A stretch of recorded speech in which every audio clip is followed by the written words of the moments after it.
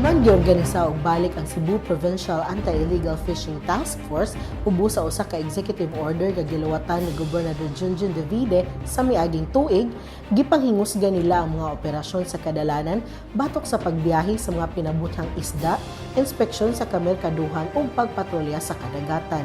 Nakapahigayon ang task force og 86 ka mga operasyon ug gikan sa mga operasyon dunay napulo ka dinakpang nagbiyahe og mga binutang isda ug mga endangered species.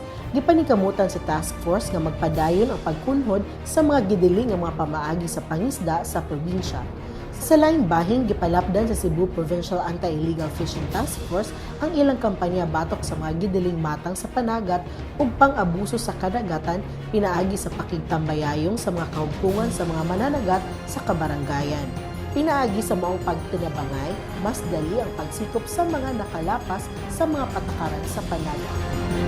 Dulan sa 20,000 ka mga trabaho sa abroad ang gibuksan sa 29 ka mga lisensyadong mga ahensya ato sa Overseas Job Fair din sa Kapitolyo ni adtong Marso 20. Niabot sa 3,200 ka mga aplikante ang misalmot sa job fair nga matod pa sa Public Employment Service Office Cebu. Daghan kanila ang dili lang nagikan sa Sugbo kundi sa mga katapad nga probinsya dinhi sa Visayas lakip na sa Mindanao. Dunay mga pipila ka mga nasod ang mamahimong job destinations, apilili ang United Kingdom, New Zealand, Singapore, Romania, Congo, Taiwan, Brunei, Qatar, United Arab Emirates, Kingdom of Saudi Arabia, Kuwait, Bahrain ug Oman. Ang mga aplikante maghuwat na lang sa tawag ug kumpirmasyon sa mga ahensya nga mo'y konektado sa mga kompanya nga ilang gi-applyan. Iklaro sa peso nga kanunay sab sila nga nagpahigayon og local job fair. Ang local job fair o overseas job fair gipahigayon sa alternate nga pamaagi. Gani sa umaabot nga Mayo 1 ato sa selebrasyon sa Labor Day, magpahigayon ang peso og halapad nga local job fair.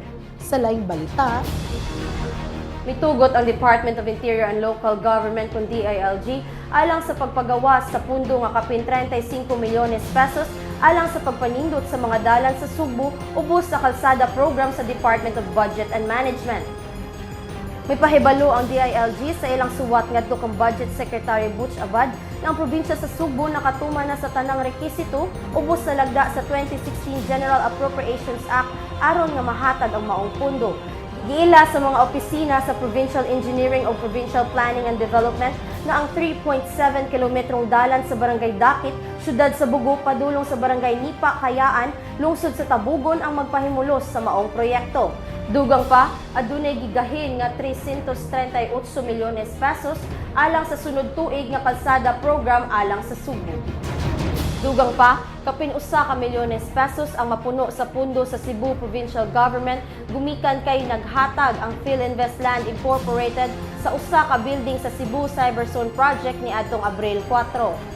Mipirma si Gobernador Hilario Davide III ug presidente sa PhilInvest Land nga si Joseph Yap ug Memorandum of Agreement alang sa pagbalhin sa pagpanag-iya sa Cyberzone Tower 1 ug sa podium.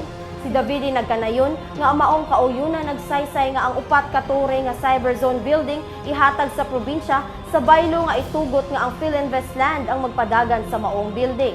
Mapasalamaton sab si Davide ngadto sa PhilInvest Land alang sa nagpadayon nga pagsalig sa pakigsosyo sa probinsya.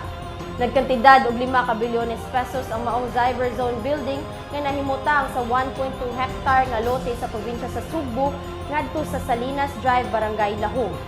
Sa ngalan sa akong kauban, Crislani de los Reyes, kini si Renra Faith Sayon alang sa Subong Mauswagon.